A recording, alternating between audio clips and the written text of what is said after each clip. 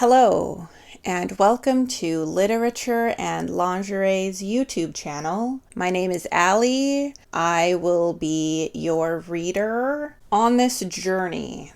This is my intro to my videos. Cue the intro.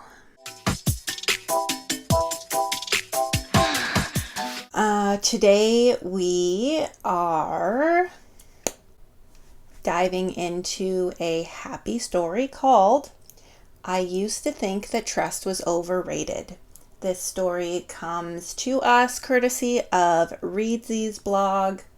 If you would like to read this story, like outside of me just reading it to you, I will link it below. This story is by Emily Polan, so please go give the story a like. Leave a comment letting the author know that you liked their story. Authors always love it when you tell them that you love their story. As a writer myself, please go show this author some love. Without further ado, let's get into it. Friendship and trust is something I've been weary of for a long time now. As a kid, I cherished my friends. I'd go above and beyond for them, but some saw that as something to toy around with, and others saw it as a weakness. Eventually, friendships would start with them saying, "You can trust me, I promise," and end with me saying, "I thought you promised." By 7th grade, the words, "You can trust me," were an immediate deal breaker. The second a friend uttered those words to me, I would stack layers upon layers of uneven bricks around myself and be ready with a glass shield.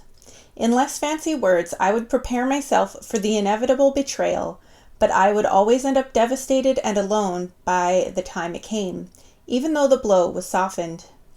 In high school, breakdowns over not being able to trust anyone was a weekly occurrence for me. "You all hate me. You're out to get me. You think I'm horrible. You're going to leave me." Whenever I was around friends, these were the thoughts that filled my head, and whenever I made a new friend, all I could hear was a siren constantly repeating, "Don't trust them. Don't trust them. Don't trust them." And I would listen, because that's how I stayed safe. I expected. I was ready. I was prepared. Shield up and eyes constantly watching for any sign of the upcoming betrayal. These breakdowns sometimes happened in front of friends. Out of my control, I would ramble about how they were all going to leave me. Then I would beg for them to never leave me. I know I was a mess. But being met with the words, "Trust me," every damn time would only enforce my fears. I was sick of it. But he said something else. In 8th grade, my friend Jersey introduced me to a boy named Aaron. He was sweet, calm, silly, and loved by everyone. Him and I didn't talk much at all, but to be fair, I barely talked to anyone unless they talked to me first. Another one of my self-sabotaging defense mechanisms. We had art class together and I sat a few seats away from him. Next to him was one of the, class clowns of the grade. Wyatt. He was nice too, most of the time. Anyway, I would be working on a project or drawing in my sketchbook while listening to BuzzFeed Unsolved with my headphones on, the volume being low because I was worried that the sound of my headphones would be audible to people around me and I'd hear Wyatt start laughing. I'd lift my head and see him and Aaron joking around or doing something silly, and sometimes I felt comfortable enough to chime in, and Aaron seemed genuinely happy that I was. At times like this, I knew Aaron considered me a friend, and I considered him one too, but as always, I was ready. I was in 1 or 2 group chats with him and some other close friends back then. One night, one of those weekly breakdowns started up. I barely remember what I said, but I know I must have said something along the lines of, "I can't trust any of you," or "I have no reason to trust you."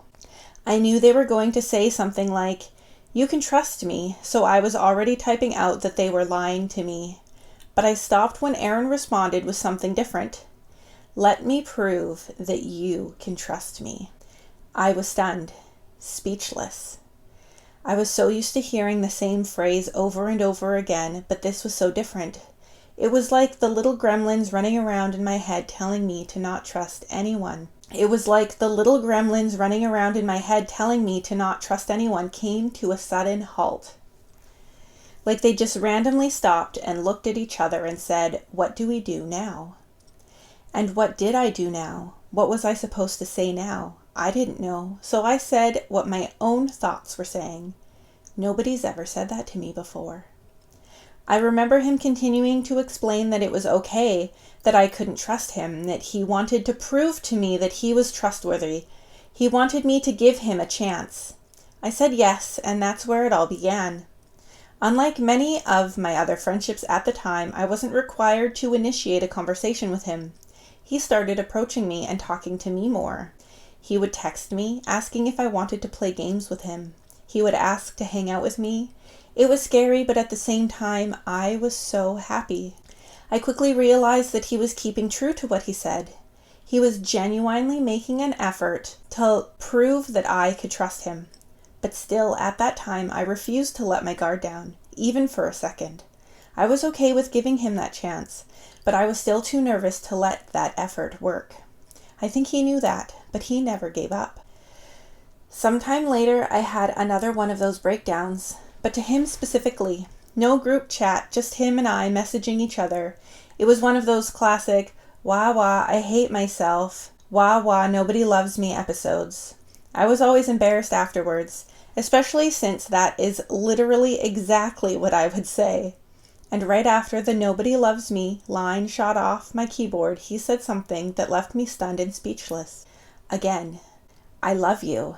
Those gremlins came to a stop again, probably thinking, what's up with this guy? I don't remember what I was thinking at that moment, but I know my tears and horrible thoughts came to a halt. He explained to me how he had liked me for a while now, how he loved talking to me and being around me, how happy he was that I felt comfortable enough to vent about my problems to him, and most importantly, how he knew it was probably a bad time to say that. But he felt like it was something I needed to hear, whether I wanted it to be from him or not, and he was right. I did just want to hear that someone somewhere loved me, and from him it sounded genuine, and it made me want to trust him. Today I do. It took a while, probably about 2 years or so, but I came to fully accept that I could trust him as much as I loved him. I could trust him more than anything. 4 years and 7 months later, he's proved to me time and time again that I can trust him. Not only that, but he's helped me learn how to start trusting again. I'm still weary of my friends. I get scared any time it seems like they're upset with me, when usually it's just that they didn't hear me say hi. But because of him, my shield is on the ground now, quite a few feet away from me. And instead of that shield in my hand, I hold Aaron's hand in mine. There will always be a person you can trust, not because they're trustworthy, but because they proved that they are. Thank you for joining me on another story or poetry adventure. Please do like this video. You can subscribe if you want to see more from me, and hit that notification bell so you know when I post, which is every Monday for flash fiction and every Thursday for poetry. If you have suggestions for poets or other short stories that I should read, please let me know in the comments down below. I would love to hear your guys' suggestions. If you want to see what else I do around the internet, you can check out my Linktree. All my socials are there. If you like what I do here and you would like to support me monetarily, I do have a Patreon. My lowest tier is only $1.50 a month.